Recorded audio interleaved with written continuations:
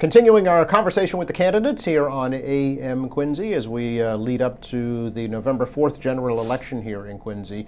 There is a race for the Ward 1 City Council seats. Incumbent Dave McCarthy facing a challenge from another Dave, David Jacobs, who's here in studio to tell us all about his story. Dave, great to see you, meet you. Thanks for coming over. Yeah, Joe, it's so nice to be here. As I said earlier, long-time listener, first-time caller, right? Thank you. It's my first that. time on with you, yeah. Very good. So for folks who aren't aware, who is Dave Jacobs? Well, I just want to start off by saying, I'm running to bring, good public service, back to the city council. I grew up here in Quincy. Mm-hmm. I grew up here in Quincy, in Housneck. I'm fifth generation of my family to grow up and live in Housneck, so we've been there a really long time. My kids are the sixth. I am a father of two.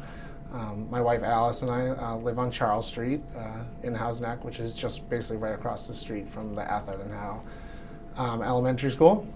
And we moved to there back in 2016, 2017. Okay. Oh, actually, maybe it was more like, no, so actually 2018, sorry. So around 2018, got married in 2017. Congratulations.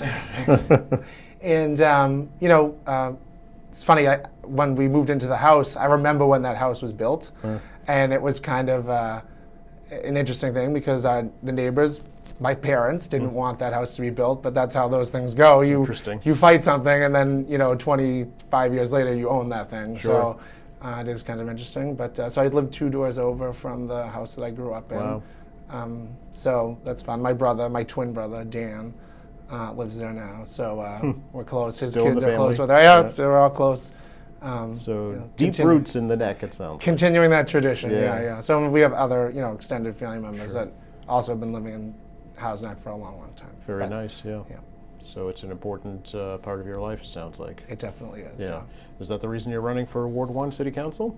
There's, again, like I said, I want to bring good public service back to Quincy. I feel like, after attending zoning board meetings over the years and, listening to city council meetings, I just feel like that they're a little out of touch, like with the people who live, not just in Ward 1, but in Quincy. And I think that people who serve in office for a long time can sometimes get complacent. And, it's not geared towards any one person. It's just, every year I'm a subscriber to the Quincy Sun, and I think most people in Quincy should be. It's a great place to get news, also QATV. But, when you look at annually they put out around the 4th of July, they have the historic Quincy edition. Yes. They put in, the pictures of the people, some of them are the same people as when I was a kid. And, so I jokingly say that. I'm like, this is the same cast of characters. You might see one or two move into a different position, but it's the same cast of characters 20 years later. Elected officials, you mean? Yeah. Oh, okay. Yeah, it's the same people, yeah. Just I'm 39 years old, I'm almost 40. Just in my lifetime, there's only been, 4 mayors of Quincy. So I feel like that's kind of not a lot. Okay. I feel like, and there hasn't really been a lot of, challenging along the way. And I'm, even city councilors, in Ward 1, when I was a kid, I remember, Peter Colson he lived down in Germantown. He was a city councilor, and then Greg Hanley was city councilor after him, and then Leo Kelly came back. I know he was probably city councilor when I was a little kid. Back when, yeah. Yeah, and then then we had Margaret. Now we have so we don't really have a lot. It's the same people. Okay. All right. Is this your first run at elective office? I ran for school committee 8 years ago. I thought so. Okay. Yeah. Yes. So that was that back in 2016 maybe. Okay. I can't remember, but different time. This is obviously a different race. Right. That was an interesting race. Came in 5th place out of 6. Yeah, so it was interesting though. Okay. Yeah. Took a step back, and now you're back trying to run for Ward 1. Yeah. Why, Dave? Well, I feel like my background Which really. is? I feel like my background really is helpful. So I'm a school teacher. Okay. I have been since for a long time. I went to college, went to Salem State. Okay. From North Quincy High School, class of 2005. and went to Salem State to become a teacher. Graduated during the recession. Graduated in 2008. So not a great time to. Towns were laying off teachers. Yeah, not a great time to you go into employment. But while I was going to college, I actually worked for the National Park Service. Okay. I worked when I was in high school. I volunteered at the Adams Houses. The woman who ran the park, the day-to-day operations, Caroline Kyneth. Sure. Who's retired now, but super friendly, super helpful.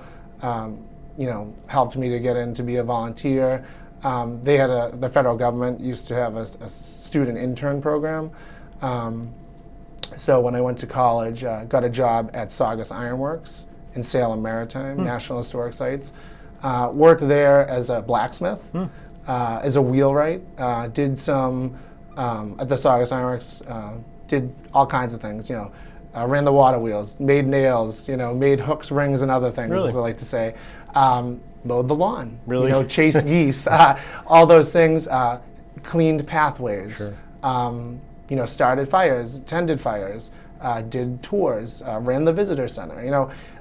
So those are all, I feel like, things that lend themselves. The national parks are almost like little towns in themselves. When I worked in Salem in the wintertime, worked in a major visitor center. They have the regional visitor center for the Essex National Heritage Yes, area up there. Hundreds of thousands of people, on a weekend. So again, good customer service right there. Then I actually went on to, I graduated from Salem State. And I actually went on and did the program for the Federal Law Enforcement Training Center. Okay. To become a law enforcement ranger for the National Park Service. okay. Yep. So I did that. I went from Salem Maritime to Badlands National Park in South Dakota. Wow. I did law enforcement. Would be considered more front country law enforcement. Had a police cruiser. Pulled people over for speeding. I see, okay. We did some backcountry stuff, like the park ranger naturalist would go out into the wilderness area. It's dangerous out there. They were doing, I should say, a wilderness enclosure where they were trying to get a handle on like the natural grasses. So we went out one year and fenced off like a football-sized field of grass, but they had to fly everything in and with a helicopter. We backpacked out there, and we had put some bison in there. We're trying to just kind of see what was going on.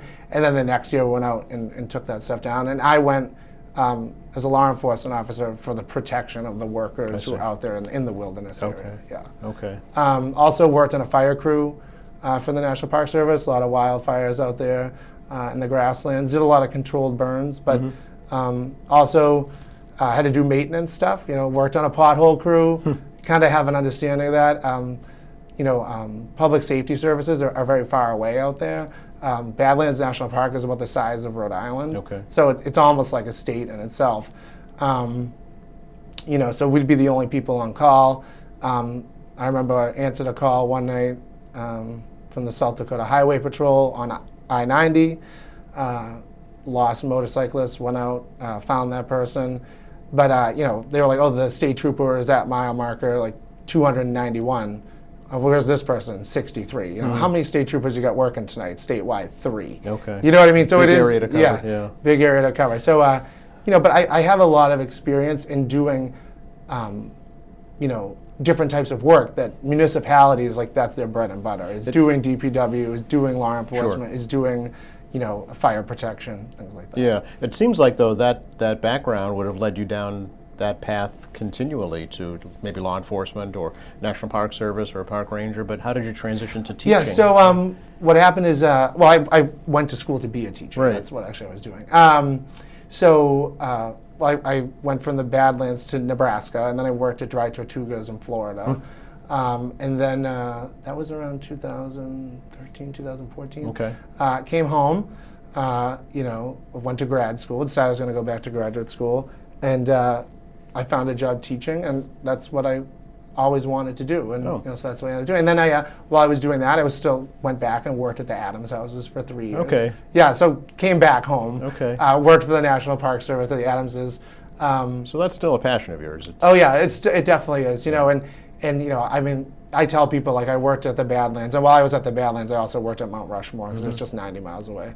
But my family would come out and visit me, and my friends, And my girlfriend at the time said to me when I came back to Quincy, and wasn't from here, but when I went to the Adams houses, she went and toured, and she goes, you know what?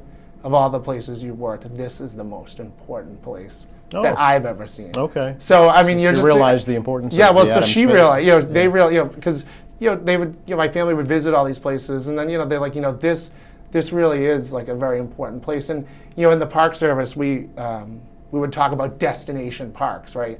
So like, Mount Rushmore is a destination park, right? The Badlands, big park, not really a destination. It's somewhere people go to when they're going to Mount Rushmore, right? Yep. We're very lucky here in Quincy. Adams National Historic Park actually is a destination park. Like, people come here just to see that. It's not something that they're necessarily doing on their way to someplace else. Like, they might be coming here, like to see Boston or whatever, but they come out to Quincy because they actually want to see the resource that we have. It's not a passive thing. It's very active. Yeah, they're interested in history, obviously, Yep. and have a passion for it. I'm sure the HBO miniseries didn't hurt either. But tell me about your teaching career, Dave. Yeah, so I started off teaching actually in Quincy during the recession. Public schools? Yep, Quincy Public Schools. Okay. Yeah, I was a sub at Quincy High for many years. Subbed in, all the schools in Quincy. But there's a recession. There were no jobs. Travel for the Park Service. But then I came back and got a job after graduate school. Got a job in Boston, working with students with severe disabilities. Did that for 7 years. Really? Yep. And then I've been in Holbrook. Okay. The last couple of years. Public schools? Yeah, Holbrook Public Schools. Okay. Yeah. And I teach 7th grade science. Okay. So to all of the kids. I'm the only 7th grade science. Really? Yeah. Oh, okay. So how does all of this experience and background that you've had translate into wanting to be an elected official for Ward 1? Yeah, so, when you watch city council meetings,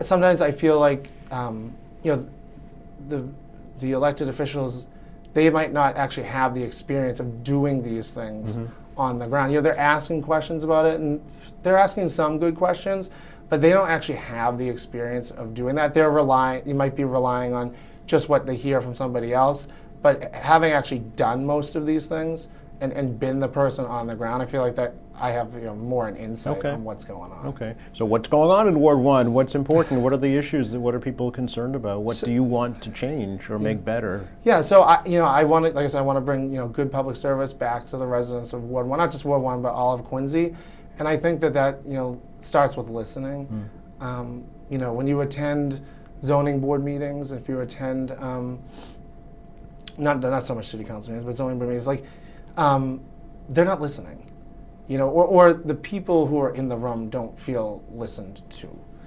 A lot of times they're spoken to, talked down to by the members of the board, right? I have been also spoken down to by the members of the board. It's not a good feeling. People. It's a forum, for residents, to go and attend a meeting. I'll never forget How Many Scoops, which was an ice cream shop, like right across from the fire station. I got an invitation to come and speak because I live within 150 feet of there, and I got up to speak, and you get the invitation, and at the end, someone pulled me aside, like, who are you to say this, that, or the other thing? And I was actually speaking in favor. They wanted to build a new building there, and I was actually speaking in favor of the project. But it's like, I got an invitation to come and speak here. You know what I mean? So it kind of gives you not a great feeling. Okay. But there's a lot of development going on. I'm not opposed to development. Okay. But I think it needs to be smart development. It needs to be within reason. One of the developments going on right now was the China Star or the Imperial Terrace. Yes. That was kind of a heated issue. The residents in Marymount really felt like they weren't being represented. I remember I went to a meeting, and I don't remember the gentleman who spoke, but he basically got up and said, "Are you people here representing us, or are you representing the developers?" That's was on the city. And that's like the feeling that people have. Is that what you're hearing as you're outdoor knocking? Yes. Okay. Yeah. There's a lot of interesting things. There's things that you don't necessarily expect. I mean, I knocked a door a couple of weeks ago. It was a younger couple, probably actually maybe a little younger than me. and their biggest concern was, when are we getting a hospital? And I don't want to say that surprised me, but because they were younger, I was kind of a little surprised that like that was their number one, issue. But I don't know what their health concerns are, Sure. But and running for Ward 1 councilor, just running for councilor, I have no idea how to how you would even start that. But in just engaging them in conversation, I said that to them. I was like, that is a really big issue, and more than I think any councilor could really just tackle. And just through talking to them, they understand that we don't have a hospital now, but they want to see a plan for how we could have one. Okay. What is, I don't want to say it's a contingency plan, but Quincy Hospital failed for a lot of different reasons, right? It's an old building, my great grandmother worked there. You know what I mean? My grandmother worked there. My mother worked there. Sure. So, they talk about the infrastructure, how it was not, done correctly. The new building, all the infrastructure was tied to the old building, and it wasn't, but it was also not really near the highway. It was kind of I remember working at the Adams House. You'd be sitting on the front porch giving a tour, ambulances going by, it was it was a little distracting. But we're in Ward 4, they're talking about I think some rezoning for the Crown Colony area. And I don't know exactly, what if they want to do some residence type stuff. It's like a transit-oriented development. Yeah, plan. and that sounds good, but you know what? If we ever want to have another hospital, we might want to think, could that be a good area? Should we maybe set aside some space there because it's right near the highway?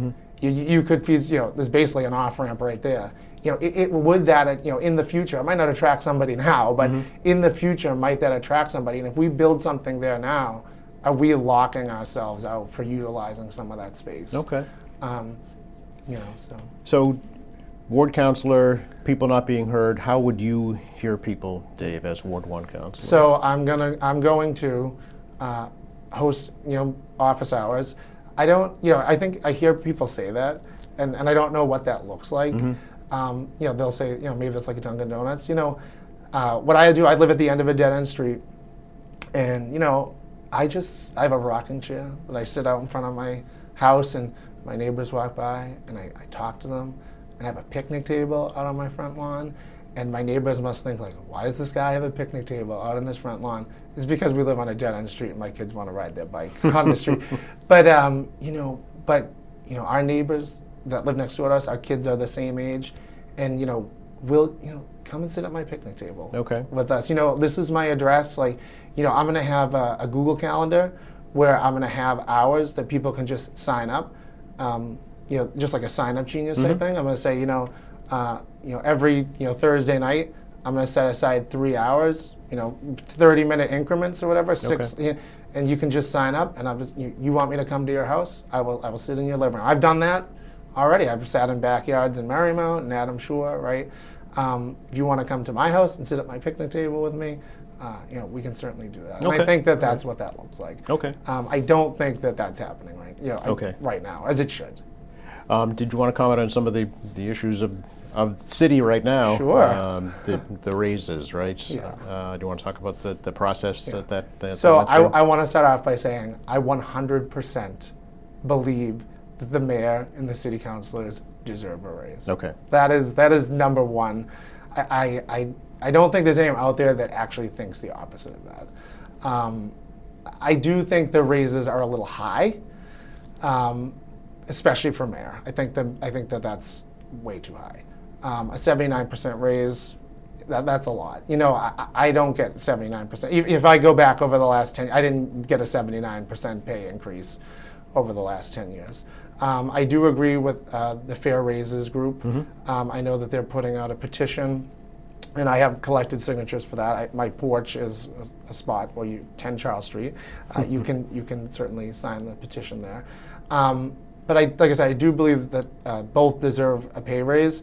Like I said, 79% is too high. The ward councilors, and the councilors at large, it's obviously not as high as the mayor. While I was collecting the signatures back last year, I did find that more people were upset about the mayor raise, and they were like, the city council, that didn't seem to bother. I think it has to do more with the number Okay. than the percent. You know what I mean? Than the percentage. Do you have a number you think is appropriate? Well, I do. Myself personally, I think that the elected officials should get what the city union employees get. Okay. If it's good enough for their workers, it's good enough for them. Okay. Yeah. Yeah. I think anything more than that is unfair. We know the world is not fair, but if that's what we're giving, if we're giving a DPW worker 3, 3, and 3, and we're giving the teachers 3, 3, and 3, we're giving the police 3, 3, and 3, why does the mayor and the city council get 79%, Okay. 50, 48%, whatever Okay. it is? So I know that I know the group right now has, I think it's 183,000. Yes. That's like that would be if it was like 2% over that last 10 years. Yes. Myself, I'll go with that because that's what what Okay. they're coming up with. But myself personally, I feel like they shouldn't get more than what they're giving the workers. Okay, fair enough. Yeah. Another issue right in Ward 1, actually, the new public safety complex is Yeah. the statue issue. Well, so first off, public safety complex, 100% we needed that Okay. building. I think sometimes there's this thing out there where it's like if you're opposed to one thing, back then it was about the copper roof, and people had some concerns about that, and it's like you're against this building. My great grandfather worked in that building. Back in the 20s, the 30s, the 40s. Oh, the original building. Yeah, my twin brother works in that building right now. He's Okay. a 911 operator. So just the idea that somebody in your family was working in that building in the 30s and somebody in your family is working in that building in the 20s, that tells you something's probably not right. Right. But I do think there were some things we could have done to save money on that project. I think the way you build things says a lot about what your values are. I value a good-looking building too, but I value a building that's 100% environmentally friendly. And I know there were some more things we could have done had we not put on a copper and slate roof. There were some more environmentally friendly things we could have done. Okay. But not opposed to the project. I think the building looks great. Really looking forward to it coming online, especially since sometimes my brother will say, "Hey, can you drop me off my lunch at 9 o'clock at night?" And you pull it into the parking lot and it's about this big. Yes. It's tough in there right now. And I have to say the city workers who work in that building have, they put up with a lot. As all the workers in any of the buildings, the schools that have been redone over the years, it can add time onto your day trying to get a spot to park. Yeah. But I am opposed, to the statues. Okay. Primarily because of the way it was handled. In Quincy, there's a lot of beautiful things that happen, but it happens behind a cloak. I remember when we didn't see those statues, we didn't know about that. I have a feeling if we had known about that, we wouldn't be having this conversation right now. I don't think that ever would have happened.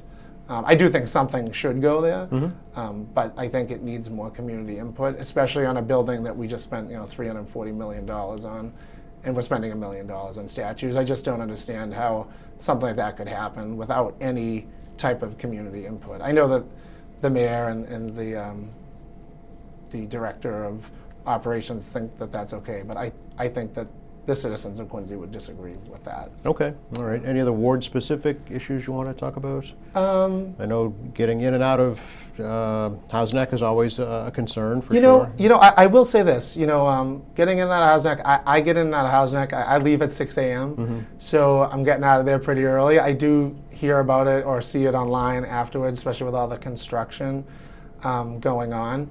I will say this about C Street. It's not in great shape right now, but we all know that this is how it goes. We've been through this enough.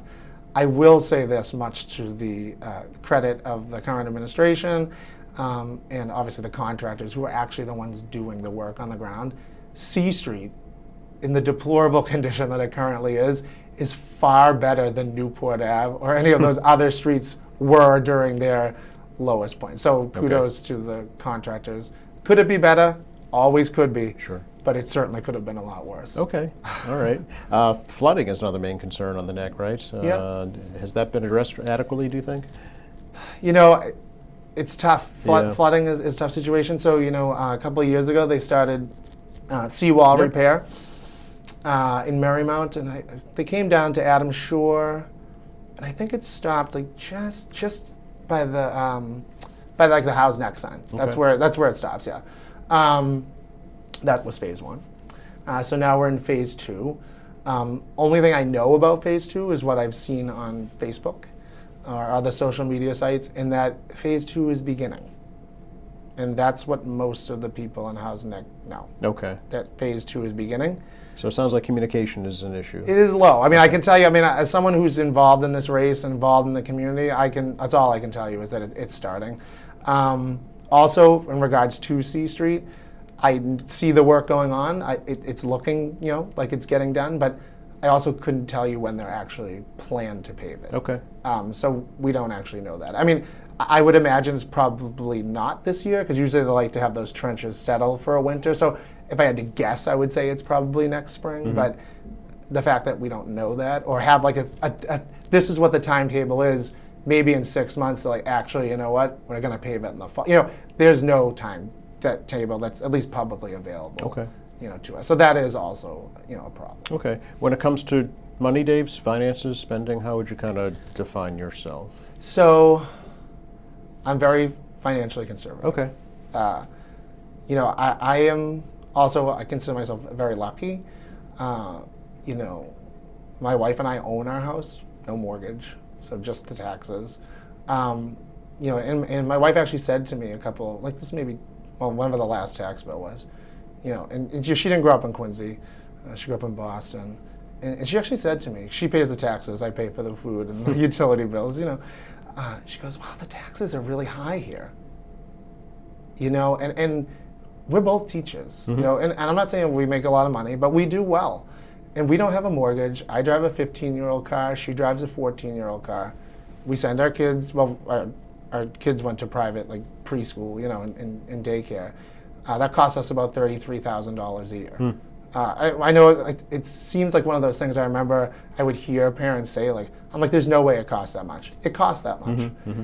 And I look around at my neighbors, the kids I grew up with, and the people that live just right next door to me. And I'm like, people live right next door to me, they're both teachers. I grew up with the girl who lives next door to me, she's a couple of years younger than me. And so we're living kind of parallel lives, it's very similar. And I'm like, how are they doing it? I'm sure they have I'm sure they do have a mortgage, right? But it's like, my wife and I are just barely getting by. And I'm like, how are these people actually paying a mortgage? How are they actually doing it? They have 3 kids, they're putting in daycare. I don't know how people do it. But, I like to think that, again, fiscal conservative. When we paid off our house, we could have sold it and bought a bigger house, but I like to live within my means, right? We're putting solar panels on. We could have financed those. My wife and I saved, for a couple of years. We just put a new roof on the house the other day. Solar panels are coming on August 12th. We paid for all of that, in cash. Mm-hmm. So, or up front, because that's how we operate. So again, I would say fiscally conservative. Okay, so as a counselor, that's how you would address the budget. Yeah. I think there's always ways to save money. Granted, we want things to look good, and they should look good, but we do need to look at ways, is this something that we need to finance? Or is this something that we can do in different phases, mm-hmm. and use the money as it comes in? Or should we set an account up for this? And this is something that we're looking at doing, we want this in the ground in 10 years, and we can put money aside in this account for 10 years. Okay. And I think we need to start doing more of that. Okay. Going forward for the campaign, what's the game plan? The game plan is we're knocking those doors. Okay. I've done the whole city, yep. So this is just Ward 1. Ward 1 is land-wise pretty big. Mm-hmm. Ward 1 is one of the wards that's getting bigger as the census goes on. We're sitting in Ward 1 right now, actually. Right. Not always. Well, I think this actually was. Yes. At least in my lifetime. Yeah. But, as the other wards get more densely populated, they're getting smaller. Mm-hmm. Like Ward 2 is getting smaller, but Ward 1 is taking up portions of Ward 2 in the last 2 censuses. So it's getting bigger. And that has to do with, in Ward 1, it's mostly single-family residences. When my parents were kids, there were 5, 6, 7 kids. Now there's 2. Mm-hmm. So you got less people living in those houses. So that makes the ward actually bigger. So, sure. And it's interesting, when I door knocked in the Quincy Point part of Quincy Center, Quincy Point part of Ward 1. And a lot of the people don't even understand like why. They're like, oh, I live in Quincy Point, like why are, you're from Housing? And I just try to tell them like, you are getting more densely populated, and they know it. Like, when you tell them that, they're like, yeah, like there's this one guy I spoke to on Mill Street, and he was telling me he lived in the house for like 20 years. And he's got to be the only single family house left on the street. He's probably 2 or 3 houses in from Washington. And, all around him is townhouses. And I'm not saying they're not great. He wasn't even saying they weren't there. He's just saying it's like, he's like, yeah, it's obviously getting more densely populated. Here, where I live, that doesn't happen. Right. So at least not yet. Okay. Campaign website for you, Dave? Yeah, it's Jacobs for Quincy. FOR? .com. Yeah, FOR. Okay. Jacobs for Quincy, and that's Jacobs with an S. Okay, forquincy.com. .com, yeah. Okay, very good. Anything else you'd like to share with folks? No, that's it. Thank you so much for having me. Pleasure. Thanks for coming by. We'll see you on the ballot on November 4th, right? Thank you. All right. Thanks for watching us here at AM Quincy. I'm Joe Catalano, and we'll see you next time.